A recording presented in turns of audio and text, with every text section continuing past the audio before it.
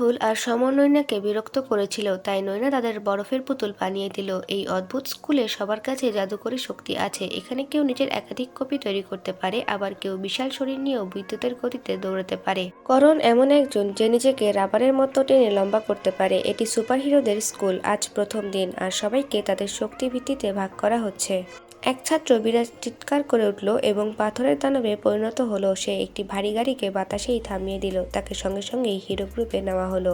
এরপর পালা এলো মোহনের, যে কাদার মতো গলে গেল। শিক্ষক তাকে দুর্বল মনে করলেন, তাই তাকে সাধারণ গ্রুপে পাঠিয়ে দেওয়া হলো। সেখানে ছিল বেশ অদ্ভুত মানুষ, কেউ 6 হাতওয়ালা তো কেউ আবার অ্যাসিড ছুঁড়ে মারতে পারে। সবচেয়ে আলাদা ছিল রুহি, যে রূপ বদলাতে পারে, কিন্তু আপাতত সে শুধু ইঁদুরেই রূপ নিতে পারছিল। শেষে এগিয়ে এলো আরিয়ান।